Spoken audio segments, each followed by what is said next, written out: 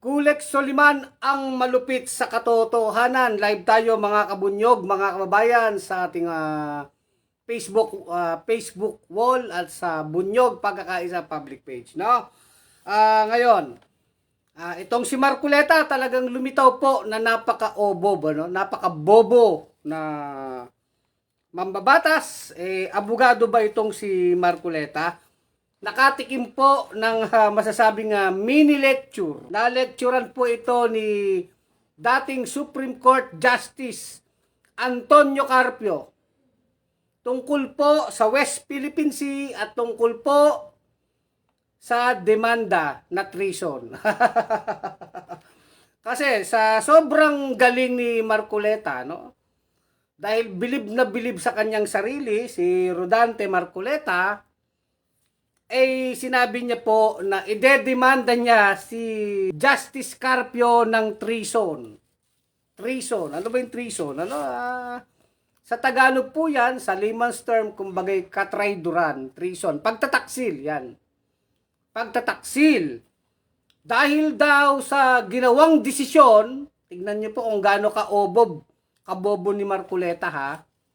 Dahil daw sa ginawang desisyon ni Justice Carpio nung siya ay justice pa sa Supreme Court tungkol po sa dito sa baseline, Philippine baseline o yung sakop na territorial waters ng ating bansa, yung Philippine baseline o archipelagic baseline.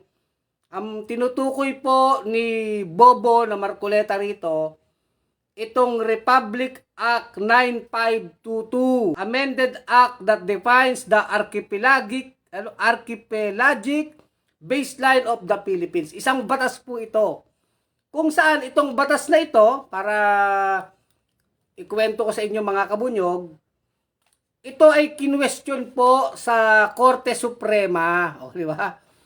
Kinwestiyon sa Korte Suprema ng grupo po ni Magallona at ni Roque na sinasabi wala dapat visa itong batas na ito, no?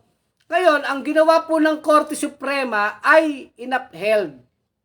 Ibig sabihin, kinatigan ng Korte Suprema itong Republic Act 9522 na nagde-define na po ngayon kung ano yung ating territorial waters, no?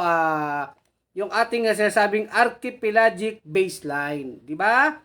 So, ang sinasabi ni Marcoleta, dahil daw sa desisyon ng Korte Suprema ay yung desisyon ni Carpio, rather, si Carpio kasi yung idedemanda niya, ay lumiit daw ang teritoryo ng Pilipinas.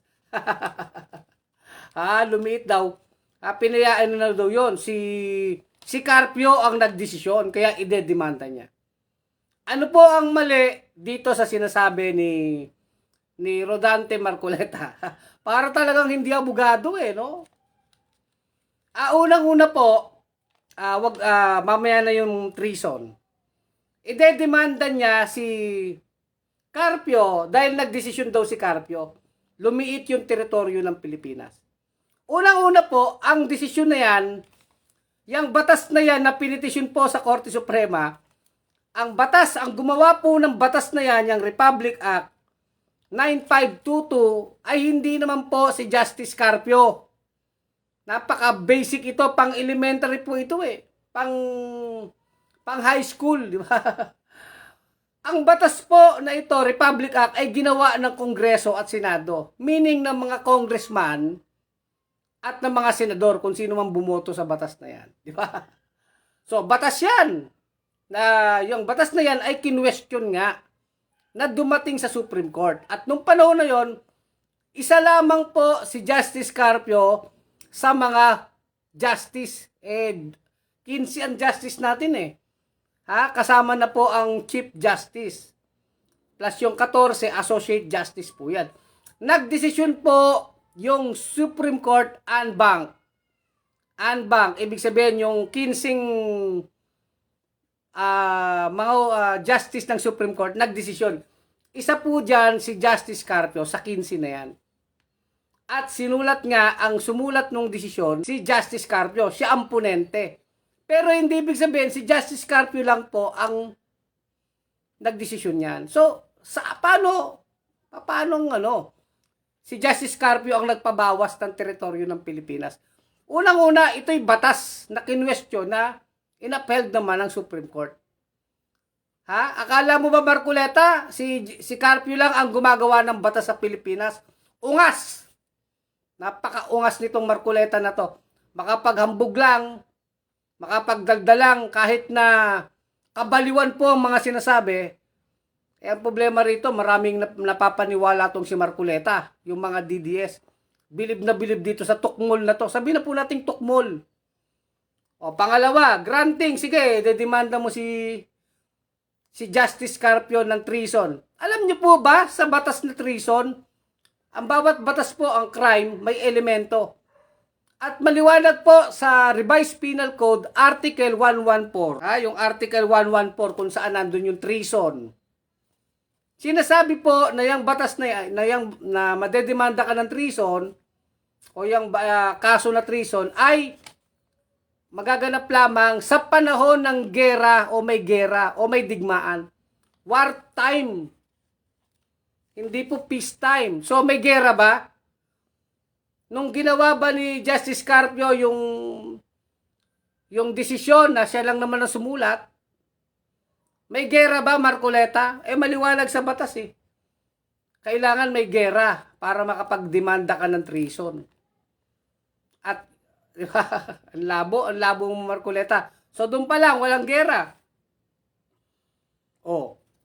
Pangalawa po, kung pagpalagay, kailangan amyendahan ang dalawang bahagi ng konstitusyon, sabi ni Justice Carpio, para dagdagan pa. I-amend mo yung provision against ex post facto law. Ibig sabihin, yung batas na magagawa ngayon, kung i-amend dyan na article, itong treason law natin, sa Revised Penal Code, ay amyendahan yung constitutional provision, yung ex post facto law. Ibig sabihin, magiging applicable yung batas na yan sa mga nangyari sa nakaraan. Bawal po yun sa konstitusyon eh. O pangalawa, dapat i-amend din ng konstitusyon tungkol sa yung incorporation ng general principle ng international law sa ating batas. Kasi sinasabi ng ating batas, ang prinsipyo ng international law ay bahagi ng ating batas. At ang pinagbasihan ng Supreme Court sa kanilang desisyon ay UNCLOS, United Nations Conventions on the Law of the Sea, na isang international agreement, na isang bahagi ng international law. So, ewan natin kung alam nyo, ang tao naman talaga may kayabangan, may kahambugan. Pero kapag senador ka ng Pilipinas, hindi lang po kahambugan ang ginagawa ni Marcoleta eh. Ito'y isa ng malaking kabaliwan, kaingotan, kabobohan. Panluloko po ito sa mga napapaniwala ni Marcoleta, niloloko. Para lang masabing siya'y matapang. Kaya lang kasi, alam nyo, defense mechanism na ni Marcoleta po yan, mga kabunyog, mga kababayan. Dahil, yun nga, yung backlash sa kanya, talagang maraming Pilipinong nagalit sa kanya sa sinabi niya na ipamigay na yung Kalayaan Island Group na sinasabi ni Marcoleta, hindi naman daw niya pinamigay. Hindi naman daw niya sinabi na ipamigay. Liwaliwanag gusto niya ipamigay. Dahil nga dyan, napikon siya kay Justice Carpio, idedemanda niya daw ng treason. Marcoleta, hindi ka ba nahihiya sa sarili mo? Ako po, hindi ako abogado. Sabi nga ni Atty. Enzo, nung nanonood ako ng vlog, kung estudyante to ni Atty. Enzo, ibabagsak to no? Kahit sinong law professor po, si Marcoleta, ibabagsak itong unghang na ito. Unang-una, yung batas ay hindi naman ginawa ni Justice Carpio kasi justice siya. Ang gumagawa ng batas ay Kongreso. Hindi ko maidedemanda si Marcoleta. Idemanda mo yung Kongreso. Kaya lang pwede ba yung idemanda ang Kongreso dahil sa batas na ginagawa? Kakasuhan mo ng treason lahat ng congressman tsaka senador. Ay, Diyos Mario Josep, wala talagang. At makakasuhan mo ba ng treason yung mga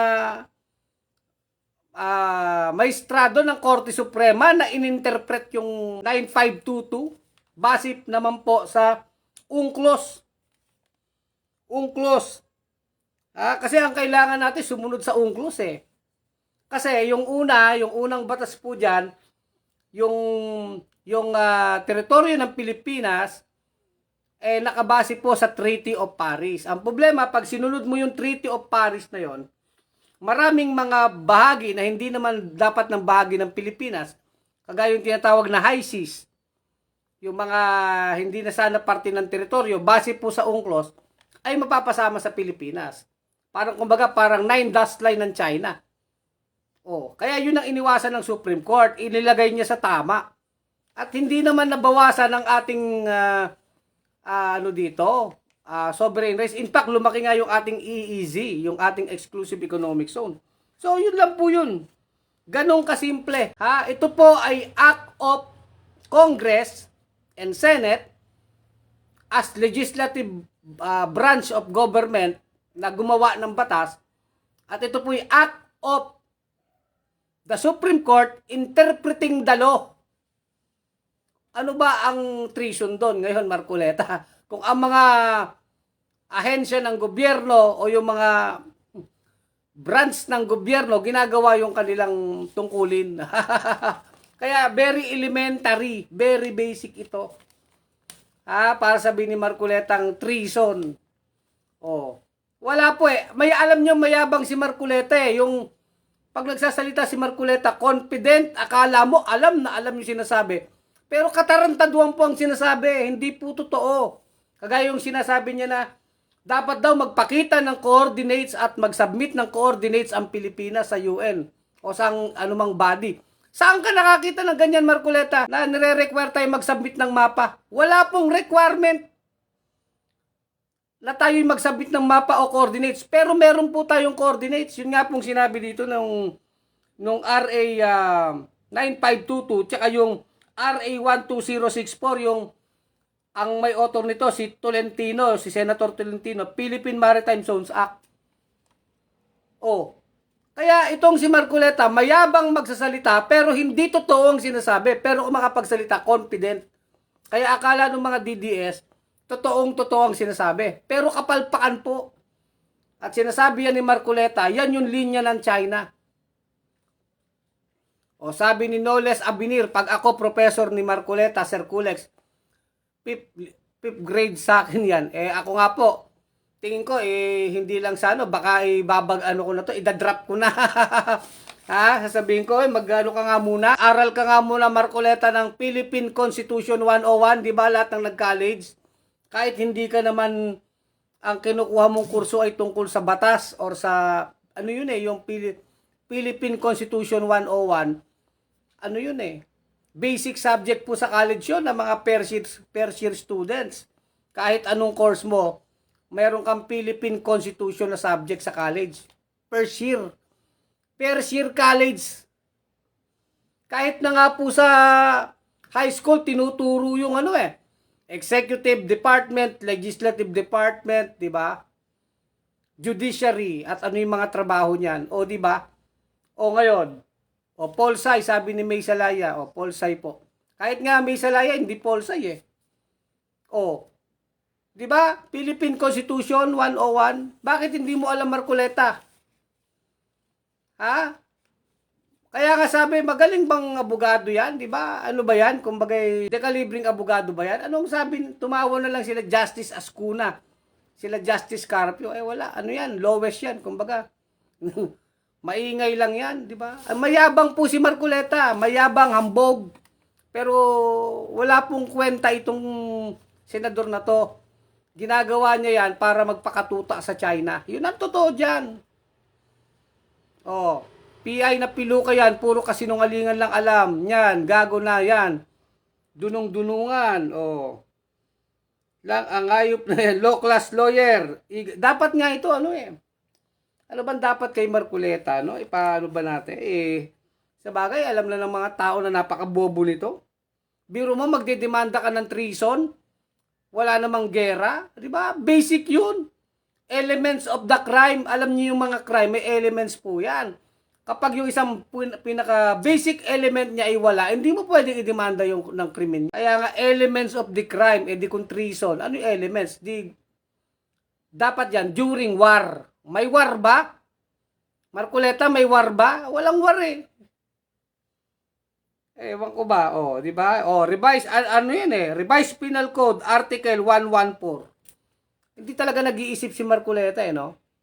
Kakabobo nga, sabi ni May Celaya, kahit po si Tol Tolentino, wala na daw debate, kailangan siya at si Padilla ibig niyan sa Senate. Tapos mag-aamo ng debate, itong si Marcoleta kay dito sa maritime expert na si Jay Batumbakal at dito kay Justice Carpio. May lakas ng loob hamon ng debate si Marcoleta. Anong sasabihin mo sa debate? Puro kabobohan ang sinasabi mo. Pati yung coordinates, hinahanap mo. Wala namang humahanap ng coordinates. Tanong natin kay Marcoleta. Ikaw ba, Marcoleta, yung 9 dust line ba ng China, may coordinates ba yon? Ha? Wala namang coordinates. In fact, invento nga yun eh. Di ba? Nanalo ang Pilipinas tapos hinahanapan mo ng coordinates. Walang yaka. Kaya sabi daw ng mga DDS, misinterpreted lang daw si Marcoleta. Hindi misinterpreted. Talagang kabubuhan ang sinasabi niyan. Yan ang pagtataksil. Kaya nga, si Marcoleta, kung may digmaan, baka pwedeng may demanda ng treason kung maaamyendahan talaga tong treason law natin. Isa si Marcoleta sa pwedeng idemanda natin, di ba? Ramon Lequin, di ba? Kabunyog Ramon Lequin ng Caloocan. Emmanuel Sabasan, mga kulto lang naman ang napapahanga kay Marcoleta. At salamat sa 800 stars, Sir Julian Robin, Sir Rod. Lagi kayo nagsisend ng stars. Send po kayo ng stars, malaking tulong po yan. Brenda Ortiz nanonood. Salamat po, Sir Rod, ha? Anong oras na ba dyan sa California ngayon, ha, Sir Rod? Salamat po sa inyong pa-star.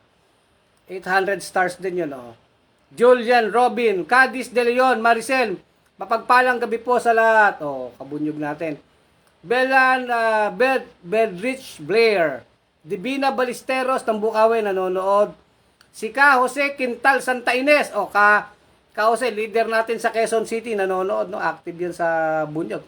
Si Ma'am Mila Bianino, ang ating paboritong kabunyog sa Iloilo City. Hello, Ma'am Mila Bianino. Good evening, Sir Kuleg, at sa lahat ng kabunyog. Kaya alam niyo po, sa totoo lang, hindi karapat dapat si Marcoleta sa nabigyan sana ng atensyon nila Justice Carpio Kaya lang maingay masyado, Maraming naluluko si Marcoleta. Yun ang nakakatakot yung maingay tapos mayabang, napaka-confident magsalita pero kapalpakan po at kahambugan at katarantaduhan at kasinungalingan ang mga sinasabi. Danilo Losada, ibala yan sa kanyon papuntang China.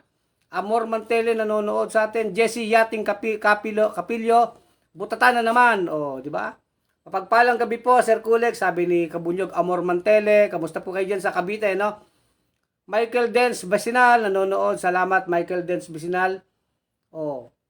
Johnny Desi nanonood sa atin, Noles Abinir, nabasa ko na pala. Kim Liami Raswan, paldo talaga si Marcoleta galing sa China. Kung gaganyan ang takbo ng kanyang peluka utak pala. Pera lang ang katapat niya. Kaya nga, dapat pa ba silang magdebate ni Carpio? Tingin ko po, hindi na ako sangayon Kasi magkakalat lang po mag-aasik ng lagim. Buti sana kung katinuan ang sinasabi ni Marcoleta hindi ang purpose ni Marcoleta talaga ay makasipsip sa China, makahimod sa China. Siyempre, pinapanood siya ng China. Magkano kaya? Ano bang tanong natin kay Marcoleta? Ano bang pakinabang mo sa China, ha? Di ba? Brenda Ortiz, good evening po, Sir Kulex, at sa lahat ng nanonood, di ba? Kaya tayo hindi natin tinitigilan talaga. Huwag natin titigilan kasi may naluloko, di ba, mga kabunyog, mga kababayan? Kaya ayaw natin tigilan si Marcoleta. Ed Lagasca, pinaglisa sa manang loob, hindi man lang nakikitang umiti.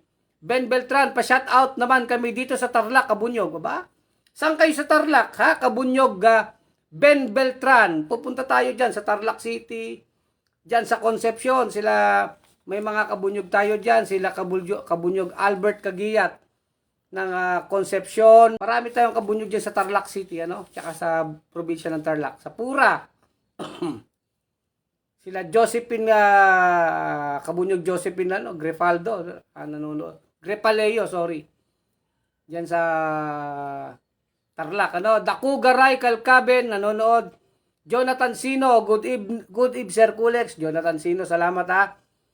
Ayan, sinat-out na kita ha, kabunyog Ben. Domi Biman Langit, nanonood. Kaya nga alam niyo po, napakahalaga na ang tayong mga Pilipino sa issue po nitong West Philippine Sea, naiintindihan natin. Naiintindihan natin yung ating karapatan, yung ating teritoryo, yung ating sovereign rights. Unang-una po, panalo tayo sa kaso. Napakasimple, panalo tayo sa kaso sa international court, sa arbitral court. At ang mga pinagbatayan po niyan ay yung UNCLOS, United Nations Convention on the Law of the Sea, kung saan yung mismong China nga, signatory dyan.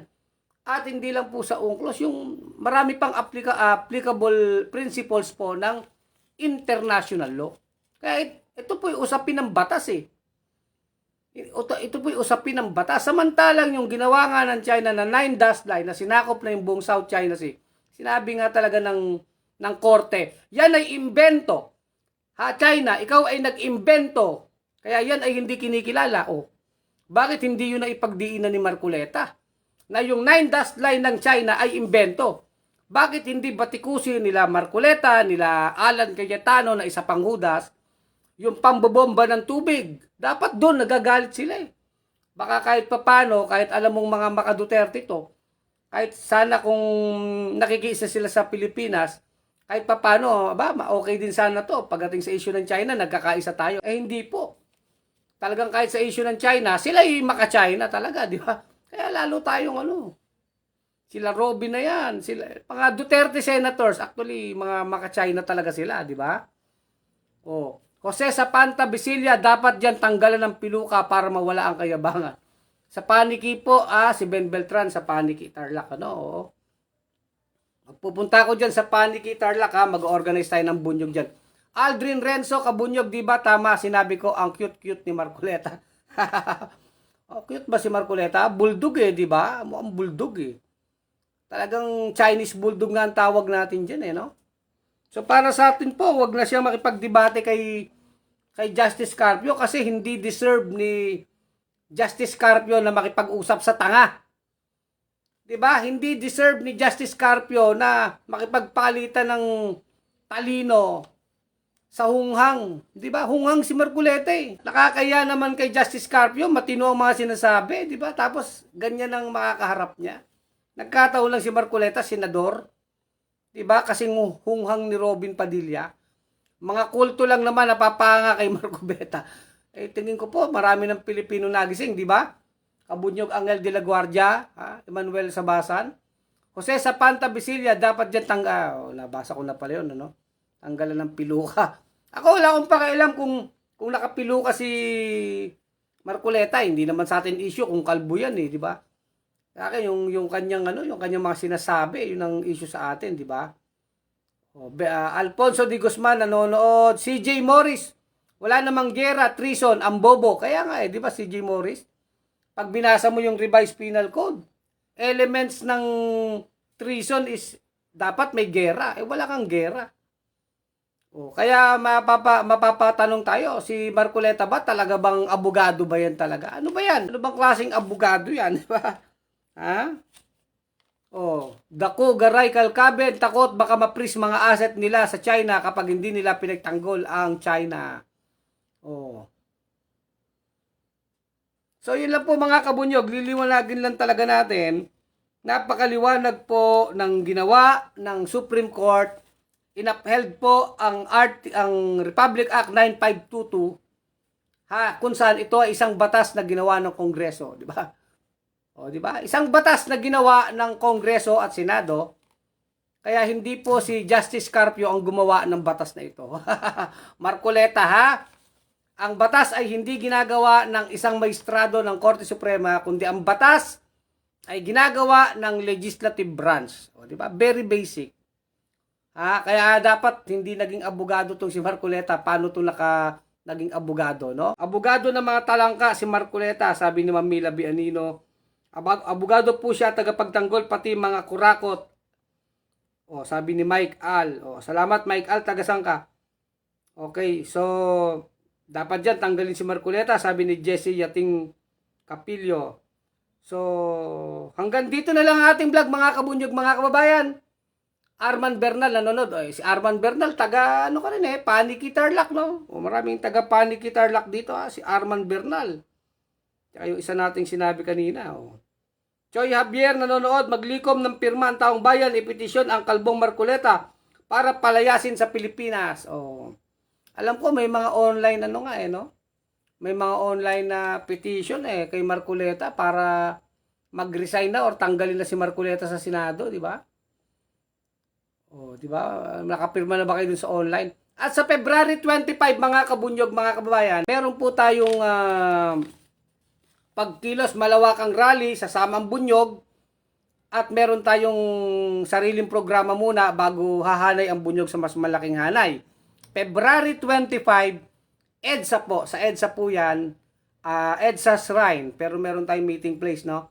Sa EDSA Shrine yan, alauna ng hapon. So, sama-sama po tayo, magkita-kita po tayo dyan, February 25, 40th anniversary ng EDSA People Power. So, wag natin kakalimutan ang issue ng flood control, yung issue ng korupsyon, at sisigaw din tayo dyan, impeach Sara Duterte. Diba? Humabol Emilia Marteja, Bito Bibi nanonood. Nakahabol po kayo, Ma'am Emilia Marteja, Bito Bibi.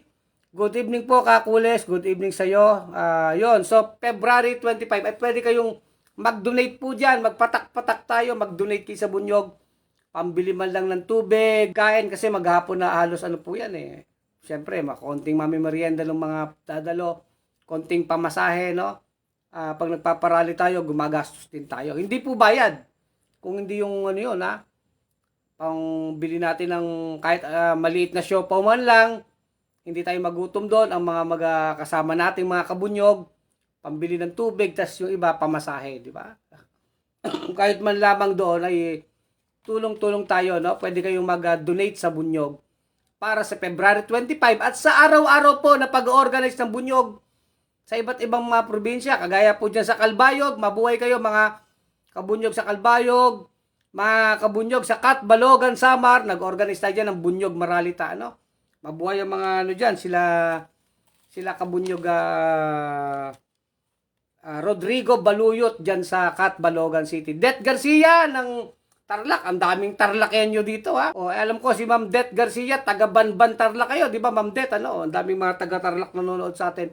Mabuhay kayo dyan sa Tarlac City, Ma'am Det Garcia at June Cabral nanonood. Salamat. So hanggang dito na lang ating vlog. Kulex Suliman, ang malupit sa katotohanan sa bunyog pagkakaisa. I-follow nyo po, i-share nyo. Mga kabunyog, mga kababayan, tuloy ang laban. Danilo Pabilane Ibasco nanonood, dumabol. Tuloy ang laban. Bunyog, bunyog, halikan na kasama ka. Bunyog, kapag buklod ay may pag-asa. Luzon, Visayas, Mindanao, isa ang pananaw. Sa bagong Pilipinas ang bunyog isisigaw. Bunyog, bunyog, bunyog.